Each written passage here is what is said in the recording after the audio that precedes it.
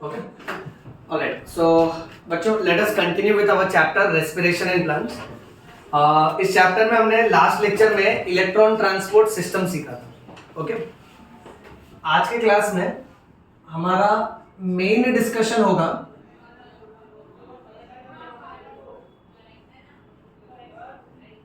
पढ़ो बच्चों क्या? Yes, anaerobic respiration. देखो बच्चों, वैसे तो ये बहुत ही सिंपल सा पार्ट है. इसमें हम लोग 3 रिएक्शन इस तरफ पढ़ेंगे, प्रॉपर केमिकल रिएक्शन, और 2 रिएक्शन इस तरफ पढ़ेंगे. फिर एनेरोबिक रेस्पिरेशन हमारा हो जाएगा. उसके बाद फिर एक छोटा सा पार्ट इस लेक्चर में डिस्कस करेंगे, that will be respiratory balance sheet. Balance sheet में हम लोग ये देखेंगे कि ग्लाइकोलाइसिस से कितना एटीपी मिल रहा है, क्रेब्स साइकिल से कितना मिल रहा है, ओके, कनेक्टिंग लिंक रिएक्शन से कितना मिल रहा है. और फिर उसके बाद हम लोग एक पाथवे पढ़ेंगे जिसको बोलते हैं एम्फीबॉलिक पाथवे. ओके. सो छोटे छोटे 3 या 4 टॉपिक है, बराबर से ध्यान देना. और उसके लास्ट में एक स्पेशल पार्ट आएगा जिसको कहते हैं RQ, that is respiratory quotient. So let us quickly begin with anaerobic respiration. Now my dear students, anaerobic respiration का डेफिनेशन सबको पता होगा. This respiration takes place in absence of oxygen. अच्छा, second very important point, remember that anaerobic respiration को ही yes fermentation बोलते हैं बेटा. ओके. सो एनेरोबिक रेस्पिरेशन का दूसरा नाम है फर्मेंटेशन. और जब भी ग्लूकोज ऑक्सीजन के एब्सेंस में टूटता है ना, तो या तो फिर इथाइल अल्कोहल बनेगा, या तो फिर मेरा बेटा लैक्टिक एसिड बनेगा. इसीलिए अभी मेन तुम्हारे दिमाग में ये चलना चाहिए that we are going to talk about ethyl alcohol formation and next we are going to talk about lactic acid formation.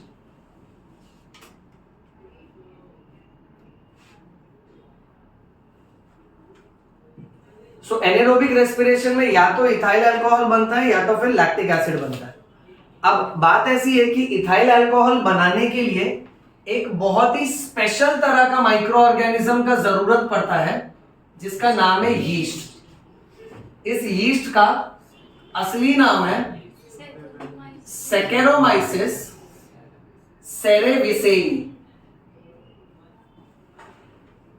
Saccharomyces cerevisiae, ये याद रखो.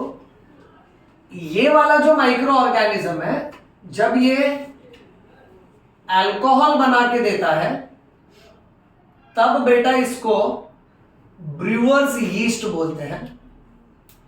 और यही माइक्रो ऑर्गेनिज्म हमको ब्रेड बना के देता है तब इसको बेकर्स यीस्ट बोलते हैं.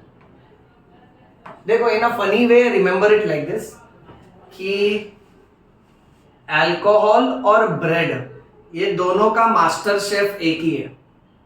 ये दोनों भी पदार्थ उसी के हाथों से बनते हैं जिसका नाम है सैक्रोमाइसिस सेरेविसियाe. खाली फर्क ऐसा है कि जब ये अल्कोहल बनाता है तब इसको ब्रूअर्स यीस्ट बोलने का, और जब ये ब्रेड बना के देता है तो इसको बेकर्स यीस्ट बोलने का. ओके. अब यहां पे नीट वाला पॉइंट ये आता है बेटा कि एनसीईआरटी टेक्स्ट बुक ने मेंशन किया है कि यीस्ट जब भी अल्कोहल बनाता है सो यीस्ट का खुद का भी डेथ हो जाता है. So yeast can poison themselves to death if the concentration of alcohol produced is 13%. Everybody please memorize this 13%. यानी मान लेते हैं किसी इंडस्ट्री में अगर यीस्ट हमको अल्कोहल बना के दे रहा है तो ये यीस्ट जब 13% अल्कोहल बना देता है ना, तो यीस्ट का खुद का भी डेथ हो जाता है. ये लाइन कट टू कट याद रखना, because this is clearly mentioned in NCERT textbook that yeast can poison themselves to death if the alcohol concentration reaches to how much percent? 13%. चलो मूविंग ऑन. अब सबसे पहले सीखते हैं ethyl alcohol formation. Ethyl alcohol को हम लोग chemistry की भाषा में इथेनॉल भी बोलते हैं बेटा. Okay, and if you remember इसका फॉर्मूला है C2H5OH और we can write it as CH3CH2OH. Okay, so अभी हम लोग अल्कोहल बनाना सीखेंगे बेटा. खाली थियरी, हाँ, ये नहीं सोचना कि हाँ सर दारू बनाना सिखा रहे हैं, अब मैं नीट जेई छोड़कर दारू की दुकान डालूंगा. ओके, केमिस्ट्री में बहुत फनी साउंड करता है कि आज क्या पढ़ा, अल्कोहल फॉर्मेशन. सो खाली इसका थियोरेटिकल स्टेप्स, हाँ, ध्यान से सुनना. ओके, घर जाके बनाना नहीं, खाली रिवाइज करना बेटा. सर रियल दारू बन जाते हैं. आप ये मान सकते हो रियल दारू बन सकता है, बट उसके लिए सेटअप लगता है बेटा. मतलब इंडस्ट्रीज में बड़े बड़े फर्मेंटर्स, वेसल्स और माइक्रो ऑर्गेनिज्म लगते हैं. तो अपने को खाली रिवाइज करने का, please don't try this at home. चलिए लेट्स मूव ऑन. अब इथाइल अल्कोहल बनाने के लिए टोटल 3 स्टेप्स है बेटा. पहले ना मैं तुमको खाली स्टेप्स का टाइटल बता देता हूं, उस पे बराबर फोकस करना. Whereas in comparison to this, lactic acid बनाने के लिए बेटा केवल 2 स्टेप्स है. पहला स्टेप दोनों में कॉमन है, that is called as yes glycolysis. उसके बाद second step is called as decarboxylation. And मेरा बेटा third step is called as reduction. सब लोग सबसे पहले बेटा प्लीज टाइटल बाय हार्ट कर लो. Glycolysis, decarboxylation, reduction. वेरस मेरा बेटा लैक्टिक एसिड बनाने के लिए पहला स्टेप तो है ग्लाइकोलाइसिस, बट इसमें डीकार्बोक्सिलेशन वाला स्टेप नहीं होता है. इसमें डायरेक्टली फिर रिडक्शन होता है बेटा. तुमको ना देखो एक एमसीक्यू के हिसाब से ना थोड़ा एक्सपोजर दे देता हूं बच्चा. क्योंकि इसमें डीकार्बोक्सिलेशन नहीं हो रहा है, इसलिए जब भी लैक्टिक एसिड बनता है ना तो कार्बन डाइऑक्साइड गैस रिलीज नहीं होता है, और जब भी इथाइल अल्कोहल बनता है ना तब कार्बन डाइऑक्साइड गैस रिलीज होता है. अब बात ऐसी है कि ना नीट में ऐसे बहुत सारे मल्टीपल चॉइस क्वेश्चंस आते हैं जहां आपको बता देंगे कि कंपाउंड ए कंपाउंड बी में कन्वर्ट हुआ और एरो के बाजू में लिखेंगे एनेरोबिक रेस्पिरेशन. अब कंपाउंड ए क्या होगा, वो तो ग्लूकोज ही होगा क्योंकि सब कुछ स्टार्ट ग्लूकोज से ही होता है. अब अगर कंपाउंड बी के बाजू में प्लस CO2 लिखा है तो आप समझ जाना बी जो है ना वो इथाइल अल्कोहल होगा. बट अगर बी के बाजू में और कुछ भी नहीं लिखा है तो वो लैक्टिक एसिड होगा. ऐसे मल्टीपल चॉइस क्वेश्चन संभालने का जहां पे let me get your attention to the main line बेटा कि there is no decarboxylation during lactic acid formation. इसलिए लैक्टिक एसिड के साथ साथ CO2 नहीं निकलेगा बेटा. ये बहुत क्रूशियल पॉइंट है. बाकी सब बहुत इजी है, तुमको खाली जैसे स्टेप्स बताओ ना उस पर फोकस करना, बाकी मस्त में याद हो जाएगा ये. चलो शुरू करते हैं पहले ग्लाइकोलिसिस से. अब ग्लाइकोलाइसिस में हम लोग ने देखा है कि ग्लूकोज टूटता है. सो ग्लूकोज का फॉर्मूला ये है ना बच्चों, C6H12O6. बट बात ऐसी है कि ग्लूकोज टूटने के साथ साथ 2 नाड़ू बनता है, तो मेरे को रिएक्टेंट में 2 नाड़ डालना पड़ेगा अंदर, और प्लस इसमें 2 ATP डायरेक्ट बन रहा था तो मेरे को 2 ADP डालना पड़ेगा अंदर. अब मैं ये दिखाऊंगा कि ग्लाइकोलाइसिस में बेसिकली हो क्या रहा है. ये पूरा रिएक्शन एक सेल के कहां हो रहा है, साइटोप्लाज्म में हो रहा है. तब जाके ये ग्लूकोज टूटता है 2 मॉलिक्यूल ऑफ पायरुविक एसिड में. पायरुविक एसिड का फॉर्मूला देखो और इसको बाय हार्ट करो अभी कभी. और इसके साथ साथ 2 नाड़ का 2 नाड़ू हो जाएगा बेटा, और 2 ADP का 2 ATP. यानी आई थिंक अगर तुमने ग्लाइकोलाइसिस बहुत अच्छे से रिवाइज किया तो तुमको मालूम है ग्लाइकोलाइसिस में एक ग्लूकोज अल्टीमेटली 2 पायरुविक एसिड, 2 नाड़ू और 2 ATP लेता है. ये इसका फाइनल एंड प्रोडक्ट है ना बेटा. ओके, अभी न्यू क्या आया है मालूम है, पायरुविक एसिड का फॉर्मूला. और वो फॉर्मूला भी देखो एसिटिक एसिड के जैसे ही है. एसिटिक एसिड हम लोग कैसे लिखते हैं, CH3COOH. अब CH3 के बीच में CO एक्स्ट्रा है, that is pyruvic acid. Same reaction copy paste यहां कर देता हूं ताकि हमारा इक्वेशन थोड़ा फास्ट चलेगा बेटा. So we are starting with glucose. Yes, we will mention the naming also. Then ये ग्लूकोज 2 molecule of NAD से combine होगा and 2 molecule of ADP will also participate in this reaction, and this is occurring inside the cytoplasm, and this will give me 2 molecule of CH3 COOH. This is which acid? Pyruvic acid. Plus beta again I will get 2 molecule of NADH2 and 2 molecule of easy. अच्छा एक और fancy line बोलता हूँ, इसको relate कर लो. Glycolysis देखो ना, हमारे एरोबिक रेस्पिरेशन का भी पहला स्टेप था. यानी सोचो हमने एकदम फर्स्ट लेक्चर में, इस चैप्टर के सबसे फर्स्ट लेक्चर में ग्लाइकोलाइसिस पढ़ा था. उसके बाद हमने क्रेब्स साइकिल पढ़ा, उसके बाद बच्चों हमने ETS पढ़ा. तो वो सब एरोबिक रेस्पिरेशन था. एरोबिक रेस्पिरेशन में जब भी ग्लूकोज टूटता है ऑक्सीजन के प्रेजेंस में, तो वो अल्टीमेटली अपने को 38 ATP देता है. कितना ATP देता है? 38 ATP देता है. मेरी बात एकदम ध्यान से सुनना बेटा.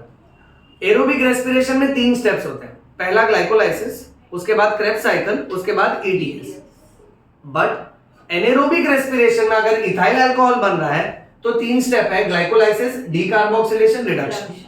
और इसी एनेरोबिक रेस्पिरेशन में अगर लैक्टिक एसिड बन रहा है तो केवल 2 स्टेप है, that is glycolysis and reduction.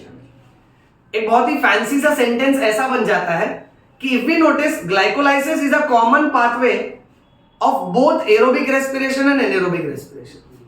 यानी ग्लाइकोलाइसिस एरोबिक रेस्पिरेशन में भी हो रहा है और एनेरोबिक रेस्पिरेशन में भी हो रहा है. ओके चलो नेक्स्ट, अब इसका डीकार्बोक्सिलेशन करते हैं. पायरुविक एसिड का फॉर्मूला इस तरफ लिखता हूं, 2 molecule of CH3 yes C double bond O C double bond O OH. इसको थोड़ा ओपन कर दिया. देखो कोई प्रॉब्लम बेटा? नहीं.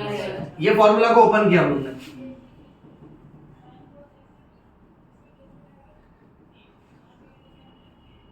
अब इसमें से ना बेटा CO2 निकालना है. डीकार्बोक्सिलेशन यानी CO2 निकलेगा. तो मेरे बच्चों आप लोग सिर्फ इस पे फोकस करो. इसको बाहर खींच लेते हैं और देखना CO और O यानी CO2 प्लस 2 मॉलिक्यूल है ना, तो मैं बताऊंगा कि 2 CO2 निकल आया बाहर. करेक्ट. अब बचा क्या मेरे पास? 2 molecule of CH3 C double bond O और H.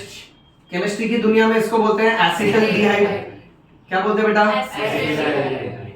करेक्ट है, राइट. एंजाइम.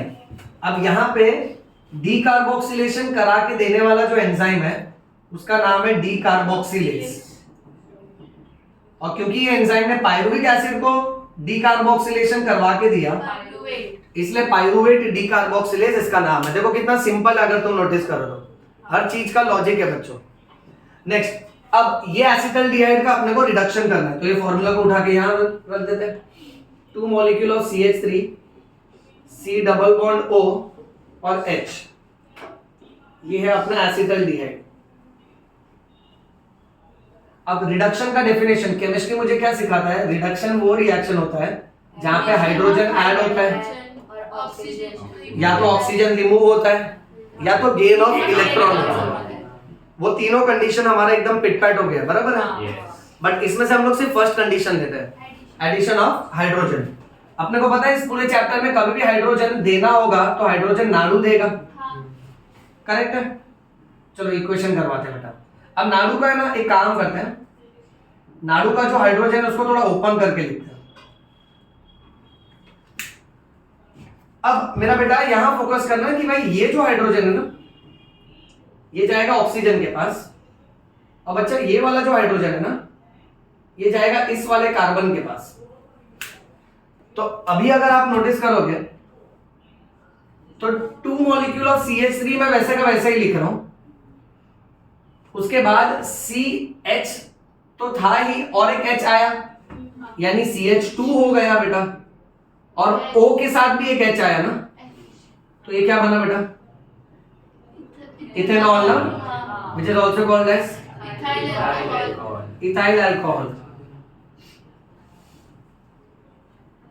करेक्ट. ओके. और प्लस इसमें हम लोग ने 2 मॉलिक्यूल ऑफ नाड निकाल देंगे. ओके. अच्छा, अब यहां पे कैसा है ना कि नाड़ू में से हाइड्रोजन निकाला गया है, तो इस एंजाइम का नाम होगा डिहाइड्रोजिनेज। ओके, ये डी कार्बोक्सिलेज था, इसका नाम है डिहाइड्रोजिनेज, और इसने अल्कोहल बना के दिया, इसलिए कई बार इसको अल्कोहल डिहाइड्रोजिनेज भी बोलते हैं बेटा। समझा? अब देखिए ना कितना, अगर कट टू कट पढ़े तो 3 स्टेप ही याद रखना है। डीकार्बोक्सिलेशन से याद आएगा कि इसका CO2 खींच के निकालना है, रिडक्शन से याद आना चाहिए कि हाइड्रोजन ऐड करना है। ओके, चलिए मूविंग ऑन। अब चलते हैं इस वाले स्टेप में। यहाँ पे ग्लाइकोलाइसिस हो चुका है, पायरुविक एसिड बना, यहाँ पे कोई डीकार्बोक्सिलेशन नहीं है, यहाँ पे डायरेक्टली क्या होगा, रिडक्शन। चलो पायरुविक एसिड का फॉर्मूला यहाँ ले लेते हैं, और अब इस फॉर्मूला को मैं थोड़ा और अलग अंदाज से लिखूंगा। मैंने इसका ये वाला कार्बन आइसोलेट कर ले रहा हूं, और इसके ऊपर ऑक्सीजन रखा है, और यहाँ पे कार्बोक्सिलिक एसिड ग्रुप रखा है। इसको मैंने एक्सपांड नहीं किया, पहले इसको एक्सपांड करके रखा था, COOH। ठीक है, 2 मॉलिक्यूल ऑफ पायरुविक एसिड। अब रिडक्शन यानी यहां पर भी सेम कंडीशन लगेगी, there will be addition of hydrogen. चलो चेक करो। सो ये हाइड्रोजन नाड़ू देगा, नाड़ू का भी हाइड्रोजन ओपन करके रखते हैं, सेम पैटर्न में बेटा हाइड्रोजन को कंबाइन करते हैं। This hydrogen will go and combine with oxygen बेटा। Okay, whereas another hydrogen will combine with carbon. Lactic acid का फॉर्मूला देखो, ऐसे याद रखो। लैक्टिक एसिड इतना कमाल का एसिड है कि इसका जो कार्बन है ना, इस कार्बन के पास चारों दिशाओं में अलग अलग फंक्शनल ग्रुप है। इस तरफ तो इसके पास मिथाइल ग्रुप रखा है, ऊपर की तरफ ऑक्सीजन था, हाइड्रोजन भी आ गया, यानी हाइड्रोक्सिल ग्रुप है। अच्छा, नीचे की तरफ सिर्फ हाइड्रोजन वाला ग्रुप है, और मेरा बेटा यहाँ पे कार्बोक्सिलिक एसिड वाला ग्रुप है। अच्छा, इसके साथ साथ 2 मॉलिक्यूल ऑफ नाड़ को अलग से निकालने का।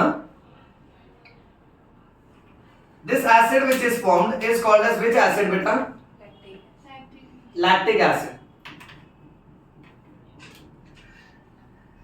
एंड यहां पे हाइड्रोजन निकाला है और लैक्टिक एसिड बनाया है, इसलिए एंजाइम का नाम है लैक्टेट डिहाइड्रोजिनेज। यहां पे बहुत ही ज्यादा क्रूशियल पॉइंट ये हो जाता है कि ये लैक्टिक एसिड यूजुअली बनता है ह्यूमन मसल सेल्स के अंदर, वो भी खास करके कौन से मसल्स में? स्केलेटल मसल्स में। स्केलेटल मसल्स को जब भी कम ऑक्सीजन मिलता है, अब ऑक्सीजन कम रहेगा तो उसमें एरोबिक रेस्पिरेशन होगा कि एनेरोबिक होगा? एनेरोबिक, क्योंकि ऑक्सीजन कम हो गया। तब जाके स्केलेटल मसल्स के अंदर ये रिएक्शन होता है, और हमारे जो स्केलेटल मसल्स है ना, वो लैक्टिक एसिड बनाते हैं। मेरा बच्चा कभी भी जिंदगी में मत भूलना, ये बहुत क्लासिक टर्म है, lactic acid is responsible for muscle fatigue. जहां फटीग का मतलब होता है टायर्डनेस, हमारे मसल्स में कभी भी थकान महसूस होती है ना, वो लैक्टिक एसिड की वजह से होती है।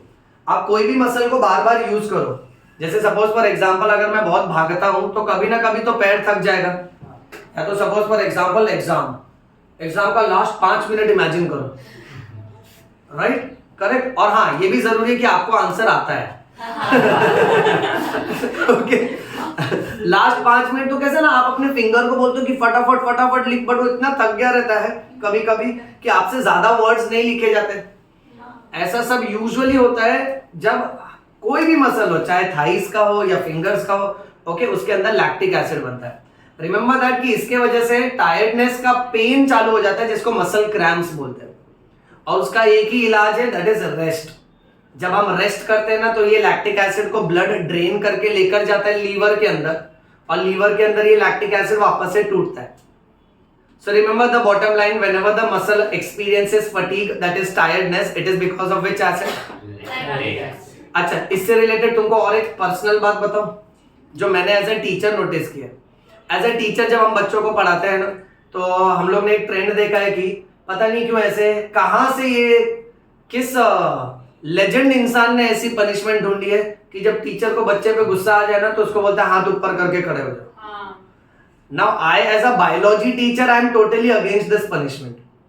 Because this punishment doesn't make any sense. Punishment ऐसा होना चाहिए कि बच्चे को काम आए ना, यानी आप उसको आंसर लिखने दे दो या तो उसको बोलो तू पढ़ के आ, या फिर वो स्कीमेटिक 4 बार लिख 3 बार लिख, तो एटलीस्ट उसको काम आएगा।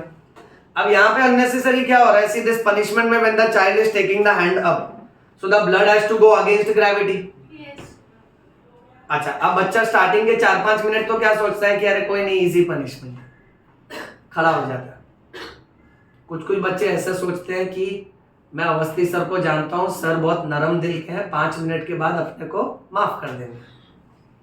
बट मान लो अगर सर बहुत भड़के हुए हैं, सर ने है ना 5 मिनट नहीं आधा घंटा हो गया, सर ने बोला ही नहीं कि क्लास में आ जाओ, वैसे ही खड़े रहने के लिए बोला है, बच्चा ऐसा खड़ा रहेगा तो उसका हाथ दुखेगा। अब हाँ, अब बच्चा क्या करेगा मालूम है, अब टीचर जैसे घूम जाता है ना तो पोज मारता है हाथ नीचे कर, हाथ झटकने लगता है। क्यों? क्योंकि उसका मसल दुख रहा है ना। अब सिंपल लॉजिक है, मसल तक ऑक्सीजन लेकर कौन जाता है? ब्लड। अब जब एंटी ग्रेविटी पोजीशन पे होगा तो ब्लड सप्लाई कम हो जाता है, और ब्लड सप्लाई कम हो जाएगा तो मसल के अंदर एरोबिक रेस्पिरेशन होगा कि एनेरोबिक होगा? करेक्ट।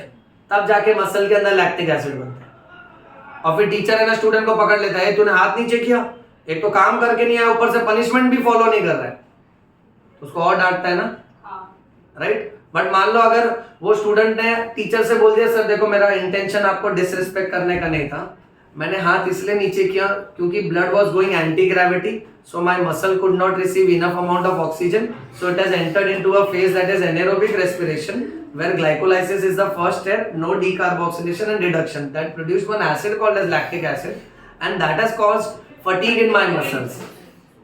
So teacher खुश हो जाएगा, बोलेगा वाह इतना बायो बोला, अच्छी बात है। अगर वो बायो टीचर है तो, कोई और टीचर है तो परेशान हो जाए, बोला एक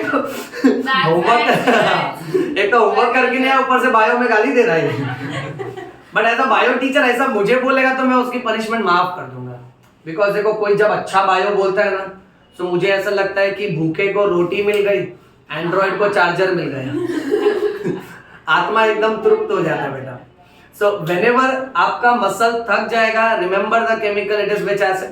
लैक्टिक एसिड। तो आज के लेक्चर का ये एक मेजर सेक्शन हो गया, अब छोटे छोटे 2 सेक्शंस और है वो फिनिश करते हैं, ठीक है। इसको क्लिक करो फटाफट।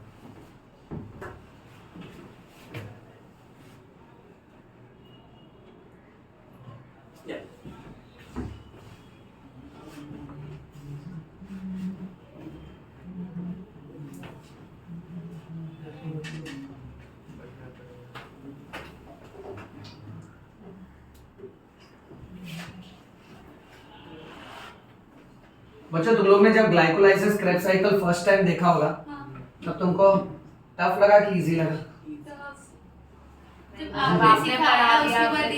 ट्रिक के बाद नहीं, जब तुमने स्टार्टिंग में ऐसे खाली फ्लो चार्ट देखा रहेगा, स्टार्टिंग में लगता है ना डेंजर, इतना एकदम भरा हुआ है एक्चुअली उसमें केमिकल कंपाउंड एक के बाद एक। और अभी है ना खाली ये सिचुएशन सोचो, आज से एग्जैक्ट 6 to 8 मंथ्स के बाद जब आप 12th में रहोगे, 12th के टॉपिक पढ़ोगे, और ये चैप्टर कैसा हो जाएगा, ये आपका पास्ट चैप्टर हो जाएगा, मतलब 11th में पढ़ा है। अब अगर इफ इन केस आप ट्रिक फॉलो नहीं करते हो, और अगर आपने कैसे भी बोलते हैं ना काम चलाने के लिए उसको रट्टा मार के 11th की एग्जाम आप पास कर लिए, तो 12th में प्रॉब्लम आएगा कि नहीं आएगा?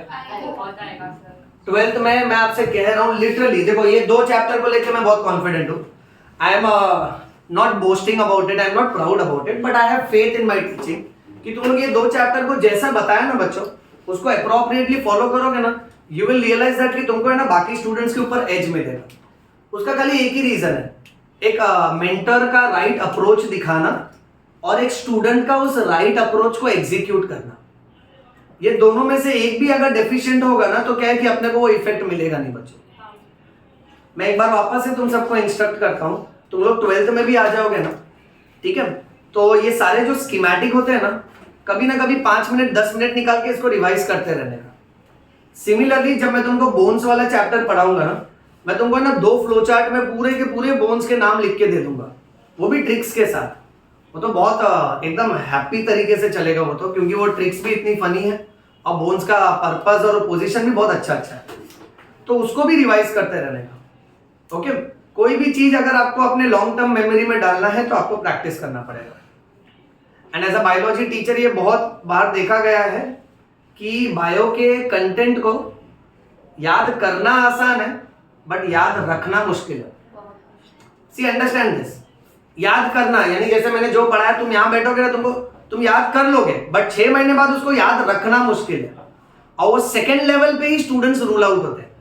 हर बच्चा अगर लेक्चर बैठा है ना तो बायो का कंटेंट भी इतना अच्छा है कि वो एक बार में याद तो कर लेगा, बट उसको याद रखना फिर सबसे बड़ा गेम होता है। That is the main game changer. So the strict instruction is 12th में भी 11th के टॉपिक बैकग्राउंड में रिवाइज किया करो, ये बहुत इंपॉर्टेंट है। चलिए मूविंग ऑन। अब है ना नेक्स्ट एक बहुत छोटा सा पार्ट है जहां पे सबसे पहले हम लोग समझेंगे कि भाई इतने सारे रिएक्शन में एटीपी बन रहा था, तो कहां कितना एटीपी बन रहा था अब हम तैयार करेंगे उसकी। अभी थोड़ी देर पहले आपको ऐसा लग रहा रहेगा कि सर केमिस्ट्री पढ़ा रहे हैं, अभी आपको फील हो रहा रहेगा कि सर धीरे धीरे कहां अकाउंट्स में चले गए, अभी हम लोग बैलेंस शीट पर हैं। बट देखो ये सब बायो से ही जुड़ा है, खाली अंदाज अलग अलग है। एनसीईआरटी ने इसके ऊपर एक अलग सा ही पैराग्राफ दिया, बट है बहुत इजी, आप खाली माइंड में रिकलेक्ट करना जब जब मैं आपसे बोलूं, ठीक है। अब सबसे पहला स्टेप था ग्लाइकोलाइसिस। सब लोग यहां ध्यान से देखो। हाँ, ग्लाइकोलाइसिस में टोटल एटीपी फॉर्म्ड अगर पूछा तो टोटल 4 एटीपी बन रहा था मालूम है वैसे तो, बट इसमें से 2 खर्चा हो रहा था। सो अगर मैं तुमसे बोलूं टोटल एटीपी यूज्ड कितना है तो 2, बट अगर मैं तुमसे बोलूं नेट एटीपी फॉर्म्ड अगर देखें तो कितना लिखना चाहिए? 2 एटीपी। करेक्ट। तो अब जो मेन वाला है वो मैं ब्लू कलर से लिखता हूं। चलो, सो अभी नेट एटीपी मुझे 2 मिला, और तो और इस ग्लाइकोलाइसिस में टोटल नाड़ू कितना बना था? 2 ना। अच्छा, हम सबको एक जनरल रूल याद होना चाहिए कि एक नाड़ू मतलब कितना एटीपी? बहुत सही। और एक फाड़ू? 2 एटीपी।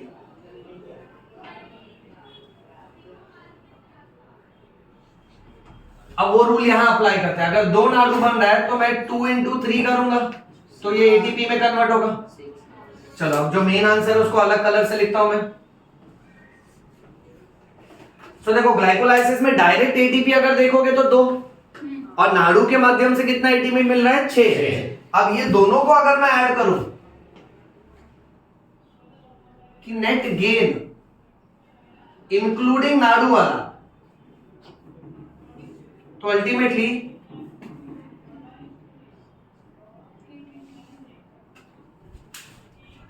कितना बन रहा है बेटा? 8 ना। एक और बात तुमको कह दूं, एरोबिक रेस्पिरेशन में ना एक ग्लूकोज से 38 एटीपी बनता है, एनेरोबिक रेस्पिरेशन में एक ग्लूकोज से केवल 2 एटीपी बनता है। इसमें ना एक और विवाद वाली बात है, कंफ्यूजन वाली बात है। कोई ऑथर्स क्या करते हैं मालूम है? ये 38 एटीपी को 36 एटीपी लिखते हैं। कितना? 36। अब वैसे तो 38 एटीपी है, बट जब अगर कोई 36 लिखता है ना, यानी समझ लो कि वो बायोलॉजी को थोड़ा और हाई लेवल पे जाके मेंशन कर रहा है। मैं तुमको एक होमवर्क दे देता हूं इस बारे में ढूंढना। 36 एटीपी तब बनता है जब शटल सिस्टम काम करता है, जो सिलेबस में नहीं है। ये तुम्हारे एक्स्ट्रा नॉलेज के लिए, और मैं तुमसे प्रॉमिस करता हूं खाली तुम लोग मुझे नेक्स्ट लेक्चर के स्टार्ट में याद दिलाना शटल सिस्टम, तो मैं उसके थ्रू भी तुमको एक्सप्लेन कर दूंगा, बट मैं पहले चाहता हूं तुम लोग फाइंड आउट करो। ओके, मैं यहां लिख देता हूं। सो 2 एटीपी का हेरफेर कहां होगा उसका आंसर छुपा है एक सेपरेट आंसर में, that is called as shuttle system. ठीक है, तो इस बारे में आप रीड करोगे एज एक्स्ट्रा नॉलेज। अच्छा, ये ट्रेंड को कंटिन्यू करते हैं, तो यहां पे ग्लाइकोलाइसिस का हिसाब किताब हो गया। फिर उसके बाद नेक्स्ट लिंक रिएक्शन आ रहा था। हाँ बराबर बेटा, लिंक रिएक्शन में पायरुविक एसिड किस में कन्वर्ट हो रहा है? Acetyl coenzyme A. तो देखना सिर्फ उतने से रिएक्शन में 2 नाड़ू बन रहा था, मेंशन करते हैं। सो इसमें टोटल नाड़ू अपने को मिला था 2 और 2 नाड़ू को कन्वर्ट कर लेते हैं बेटा, तो मल्टीप्लाई बाय 3 करेंगे ना, तो लिंक रिएक्शन भी अपने को कितना एटीपी दे रहा है, 6 एटीपी दे रहा है। अच्छा, फिर सबसे मेन आंसर आ रहा है, दैट इज क्रेब्स साइकिल।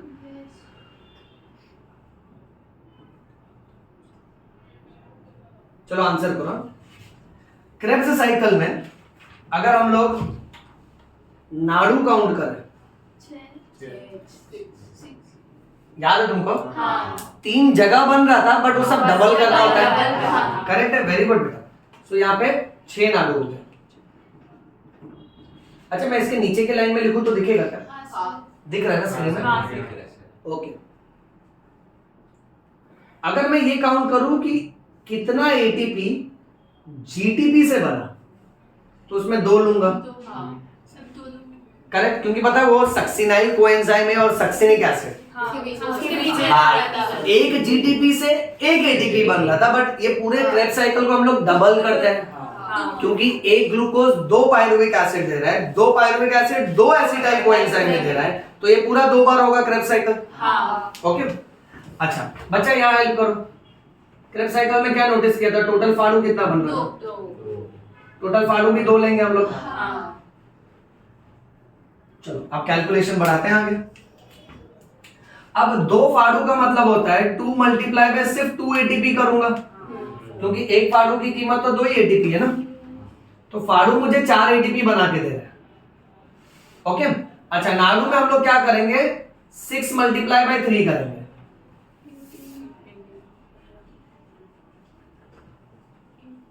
सो ये अल्टीमेटली कितना एटीपी देगा? 18। इसको यहां एक्सटेंड करके लिख देता हूं, ठीक है। अच्छा, और ये 2 तो डायरेक्ट है,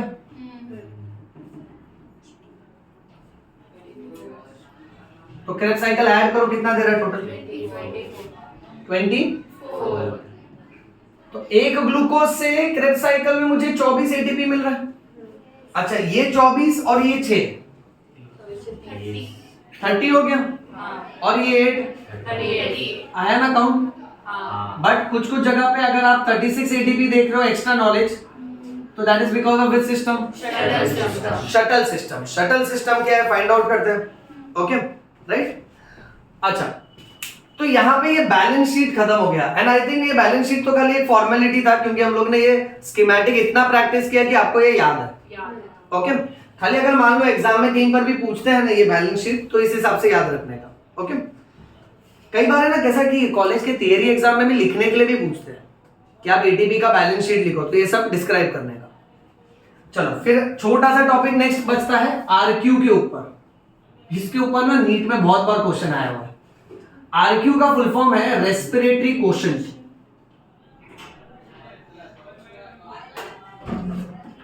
सब लोग ध्यान से सुनना, छोटे छोटे 2 ही टॉपिक है, खाली है ना 1-2 ट्रिक फॉलो करना है, दैट्स इट। रेस्पिरेटरी कोशेंट का मतलब ये होता है कि जब भी कोई भी सब्सटेंस टूटता है रेस्पिरेशन में, उस टूटने वाले सब्सटेंस को हम लोग सबस्ट्रेट बोलते हैं। अब मान के चलते हैं जब ग्लूकोज को सबस्ट्रेट के तौर पे यूज करें, तो ग्लूकोज का आरक्यू कितना होगा? एनसीईआरटी कहता है आरक्यू का फॉर्मूला याद रखो कि जब वो सब्सटेंस तोड़ा जाएगा तब उस रिएक्शन में कितना कार्बन डाइऑक्साइड गैस निकला, यस, डिवाइड बाय कितना ऑक्सीजन उसने खर्चा किया। देख, अब जैसे ग्लूकोज टूट रहा है ना, तो ग्लूकोज का रिएक्शन कुछ ऐसा था, C6H12O6 प्लस 6O2, 6 ऑक्सीजन के प्रेजेंस में ये 6 CO2, 6 वाटर मॉलिक्यूल और 38 ATP दे रहा था। ये रेस्पिरेशन का जनरल इक्वेशन है, जो फोटोसिंथेसिस का उल्टा है। देखना, एरो अगर घुमा दिया 6 CO2 plus 6 H2O give 6 O2 and glucose, तो वो फोटोसिंथेसिस हो जाएगा। अच्छा, अब फॉर्मूला लगाओ, तो ग्लूकोज के लिए मेरा बच्चा आरक्यू कितना होगा? कितना कार्बन डाइऑक्साइड निकला? 6 डिवाइड बाय कितना ऑक्सीजन खर्चा हुआ? 6। आरक्यू का वैल्यू बस आता है ये एमसीक्यू में। RQ for glucose is 1। पहला एमसीक्यू। दूसरा एमसीक्यू, अब और कोई रिएक्शन नहीं याद रखना, डायरेक्ट वैल्यू दिए एनसीईआरटी। ये RQ का वैल्यू प्रोटीन्स के लिए 0.9 होता है, ये RQ का वैल्यू फैट्स के लिए 0.7 होता है। अब ना कुछ साल पहले, अप्रोक्स 2 या 3 साल पहले नीट के पेपर में ये क्वेश्चन आया हुआ था, जहां RQ फॉर प्रोटीन्स पूछा है ना तो 0.9 होता है, बट अक्सर ऑप्शन में 0.9 के साथ ये भी देते हैं, तो बच्चे ना ये दोनों में कंफ्यूज हो जाते हैं। अब यहाँ पे बहुत बच्चे हैं ना, मतलब इतना याद था उनको ये दोनों में से एक है, तो जिसने फ्लूक किया, अपना नसीब इतना अच्छा रहता है, जो हम लोग मार्क करते हो तो रॉन्ग ही जाता है। ओके, अब इसलिए क्या है ना कि नसीब पे नहीं, मेहनत पे विश्वास रखने का। यहाँ पे सब योयो बायो स्टूडेंट्स को मैं क्लियरली हर साल कहता हूँ क्या करने का, प्रोटीन P से चालू होता है, P को उल्टा मार दे, फैट्स F से चालू होता है, F को उल्टा मार दे, 7। So this is a flip trick. You understand बेटा? Yes, sir. That's why we always go like yo-yo. Bio. समझ में? Bio. प्रेम रतन धन Bio. किधर भी आएगा ना, मगजमारी मत पालो, जैसा ट्रिक बता रहा हूं ना खाली उसको सुनो अच्छे से। सो प्रोटीन का आपको हमेशा याद रहेगा 0.9, फैट्स का हमेशा याद रहेगा 0.7। मैं इसको हाईलाइट कर देता हूं बेटा, ये बहुत क्रूशियल वाला पॉइंट है, ये एमसीक्यू बनता है इस पे। अच्छा, ग्लूकोज का कैसे बना है वो तो हमने इक्वेशन से देख लिया। फिर एक और है RQ फॉर एनेरोबिक रेस्पिरेशन पूछते हैं कभी कभी। अब एनेरोबिक रेस्पिरेशन का डेफिनेशन क्या कहता है, this is in absence of oxygen. और RQ का फॉर्मूला क्या है कि भाई तेरा कितना CO2 निकला डिवाइड बाय कितना ऑक्सीजन खर्चा हुआ। अब एनेरोबिक रेस्पिरेशन में तो ऑक्सीजन है ही नहीं, तो CO2 कितना भी रहने दो, डिनोमिनेटर तो 0 हो जाएगा, और डिनोमिनेटर 0 होगा तो आंसर इंफिनिटी होगा। Everybody please remember, anaerobic respiration के लिए आंसर इज इंफिनिटी। फिर बढ़ के एनसीईआरटी ने एक एग्जांपल दिया है, एक केमिकल है जिसका नाम है ट्राइपाल्मिटिन। अब इसका फॉर्मूला बहुत भयंकर है। कितना कार्बन होगा इसके पास? 51, हाइड्रोजन 98, ऑक्सीजन 6। सब लोग ये बाय हार्ट करो पहले, ये बाय हार्ट करो अच्छे से। फिर एनसीईआरटी ने ना इसका इक्वेशन दिखाया, बोला कि ये ऑक्सीजन के साथ रिएक्ट कर रहा है, कितना 145 ऑक्सीजन के साथ, ओके, और ये 102 CO2 दे रहा है, प्लस कितना वाटर दे रहा है? 98 वाटर मॉलिक्यूल दे रहा है।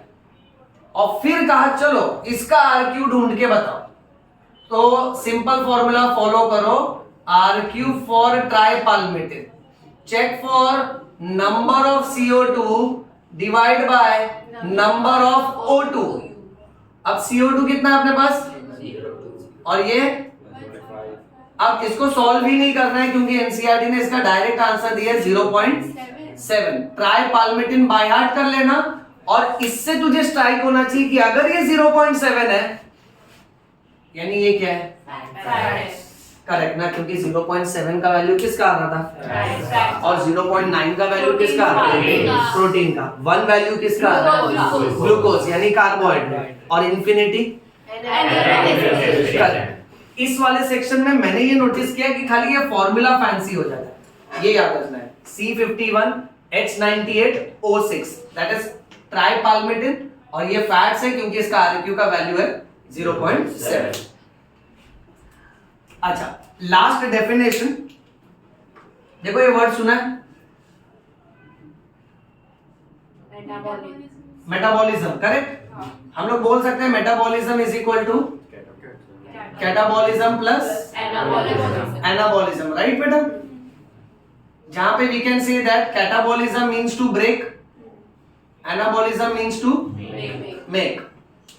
यानी जब भी कोई भी केमिकल कंपाउंड टूटता है तो उसको कैटाबॉलिज्म बोलते हैं, और जब भी कोई भी केमिकल कंपाउंड जुड़ जाता है तो उसको एनाबॉलिज्म बोलते हैं। और ये टूटना और जुड़ना को साथ में मिला के मेटाबॉलिज्म बोलते हैं। यानी कैसा ना कि हम सबके सेल के अंदर कॉन्स्टेंटली सब्सटेंसेस टूटते हैं, यहां पर भी ऐसे ही याद रखना, कैटा इज लाइक काटा, राइट। सो काटा इज टू ब्रेक, और उसका opposite ana is to make. So this is just like बेटा, तुमको ना अभी बहुत सुपर तरीके से बोलता हूं, तो टेक्स्ट बुक का एक बहुत बड़ा पैराग्राफ निकल जाएगा। देखो अब ये कुछ ऐसी कहानी है कि अगर मेरे पास कंपाउंड AB है और इसके साथ कुछ तो भी हुआ, तब जाके मैंने देखा A अलग हो गया, B अलग हो गया, तो मैं क्या कहूंगा, इसके साथ कैटाबॉलिज्म हुआ। तो यहां मैं लिख देता हूं कि भाई इसके साथ हो रहा है कैटाबॉलिज्म। बट अगर मैं ये बोलूं कि इसके साथ कुछ तो भी हुआ और इसने वापस AB बना के दे दिया, यानी अब इसके साथ क्या हुआ, anabolism. As simple as that. Okay, अब रेस्पिरेशन में भी ऐसा ही होता है। पहले के जमाने में लोगों को लगता था रेस्पिरेशन यानी ग्लूकोज टूट रहा है। सो रेस्पिरेशन यानी हम जो भी कुछ खाते हैं वो खाने का न्यूट्रिएंट टूटेगा और हमको ताकत देगा। Previously people used to believe that respiration is a catabolic process. बाद में पता चला कि रेस्पिरेशन में जरूरी नहीं कि हमेशा सब्सटेंसेस टूटते हैं, बीच बीच के कुछ कुछ सब्सटेंसेस जुड़ते भी हैं, इसलिए रेस्पिरेशन एक मेटाबॉलिक प्रोसेस है।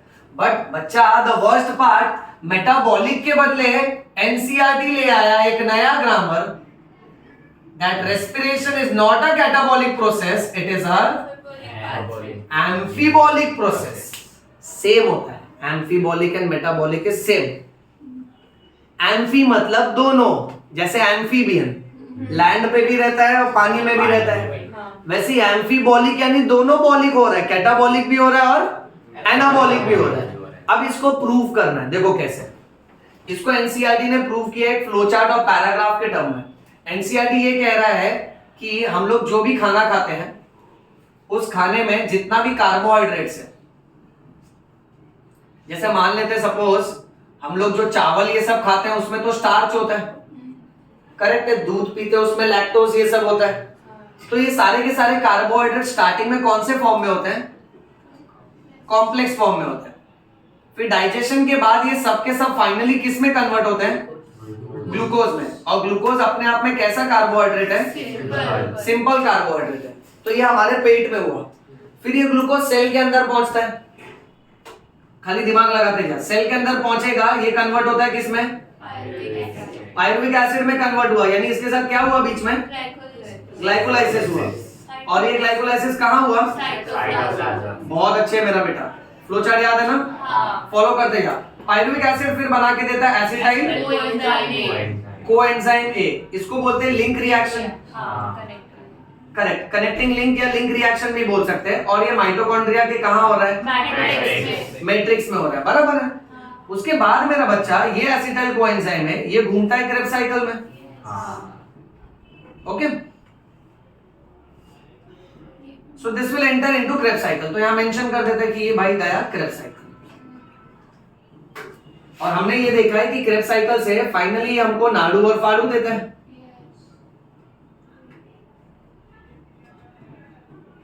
देन मेरा बेटा ये नाडू और फाड़ू जाते हैं ईटीएस में, कोई प्रॉब्लम नहीं होना चाहिए। हमको मालूम है कि ईटीएस में एक नाडू कितना एटीपी देगा, बराबर बेटा, और एक फाड़ू दो। अच्छा, यानी देखना तूने जो भी कुछ खाया अब वो एटीपी में कन्वर्ट हो गया, यानी ये पूरा चैप्टर ही है ना अपना। This is like the gist of the chapter, the summary of the chapter. So finally ATP बन गया, एटीपी से अपने को ताकत मिलेगा। बट लास्ट में एनसीईआरटी है ना अपने को दो बातें और बता रहा है, बोल रहा है कि तुम लोग सिर्फ कार्बोहाइड्रेट्स थोड़ी खाता है, खाने में अल्टीमेटली फैट्स भी तो होता है, और उसके साथ साथ one of the important nutrient is protein. तो भाई उसका क्या, वो भी अपने को पता होना चाहिए। बेसिकली ये चैप्टर में हम लोग ने देखा कि कार्बोहाइड्रेट्स कैसे टूटता है और ताकत देता है, वो अपने को पता चल गया। प्रोटीन और फैट्स की बात ही नहीं की गई। ओके, अब इसमें सबसे अच्छी बात यह है कि प्रोटीन और फैट्स का कोई स्पेशल पाथवे नहीं होता है। सिर्फ इतना होता है कि हम लोग जो भी कुछ प्रोटीन खाते हैं, जैसे दाल में प्रोटीन होता है बेटा, तो ये प्रोटीन डाइजेशन के बाद जैसे स्टार्च ग्लूकोज में कन्वर्ट हो जाता है ना, सो प्रोटीन्स कन्वर्ट होते हैं यस अमीनो एसिड्स में बेटा, ठीक है। अच्छा, उसी तरह से फैट्स जो है ये कन्वर्ट हो जाते हैं फैटी एसिड्स में, और इसके साथ साथ ग्लिसरॉल भी बनता है। ये बाय हार्ट कर लो।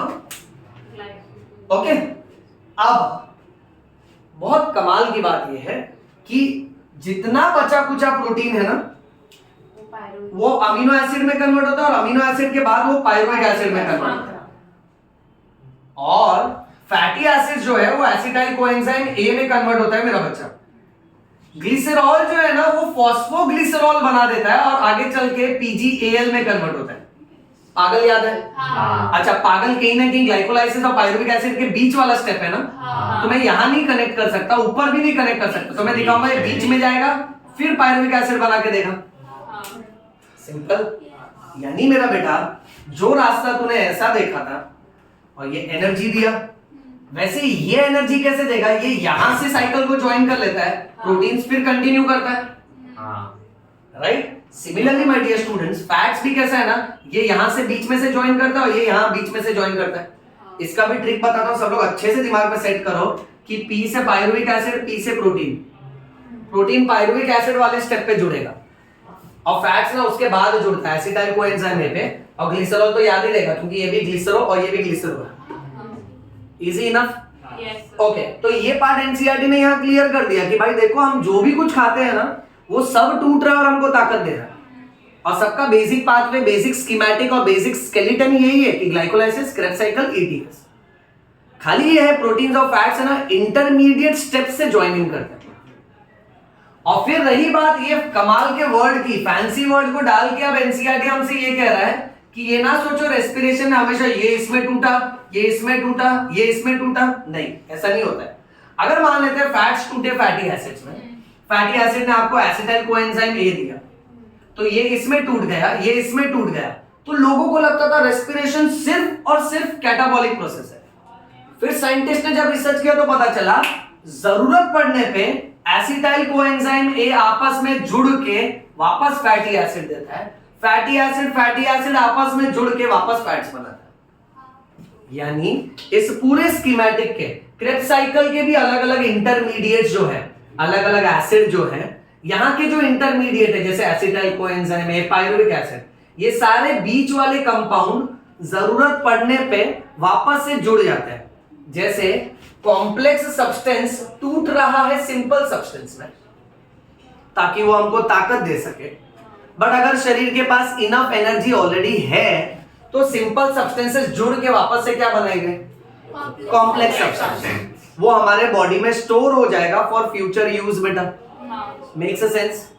सो चैप्टर साउंड्स लाइक रेस्पिरेशन, यानी टूट रहा है टूट रहा है टूट रहा है, बट एनसीईआरटी लास्ट में ये कह रहा है, बहुत हल्के से कह रहा है कि रेस्पिरेशन का मतलब ये मत लेना कि सिर्फ कैटाबॉलिक है, रेस्पिरेशन एम्फीबॉलिक होता है। और फिर लाइंस के बीच बीच में पैराग्राफ के अंदर घुस घुस के उसने लिख के दिया एनसीईआरटी ने कि भाई क्यों एम्फीबॉलिक होता है, क्योंकि वो टूट रहा है, वो तो तुमको दिख रहा है, बट ये भी याद रखना जरूरत पड़ने पे ये सब बन के वापस से कॉम्प्लेक्स सब्सटेंसेस बना सकते हैं। इसीलिए एम्फीबॉलिक, क्योंकि मेक और ब्रेक दोनों इन्वॉल्व है। ये समझा? चलो, तो ये हो गया हमारा RIP बोले तो respiration in plants, rest in peace नहीं है। ओके, इसका फोटो ले लो। चैप्टर का हो गया स्वाहा। प्रेजेंटेशन का फोटो ले लो अच्छे से। सर वो एनाबॉलिज्म करता है इसलिए मतलब हमारा फैट्स बढ़ता है। करेक्ट, एनाबॉलिज्म करता है इसलिए फैट्स स्टोर होता है बॉडी में। क्योंकि जब तुम्हारे बॉडी में एनर्जी एक्सपेंडिचर नहीं होगा, यानी तुम्हारी ताकत खर्चा नहीं हो रही है और न्यूट्रिएंट्स आते जा रहे हैं, तो एनाबॉलिक प्रोसेस हो के अल्टीमेटली वो डिपॉजिट होते हैं। हाँ, आज का लेक्चर समझा ना सबको? Okay, and to the YouTube family also keep subscribing and forward it to your friends also, and आप लोग भी। यस और नो? चलिए, थैंक यू।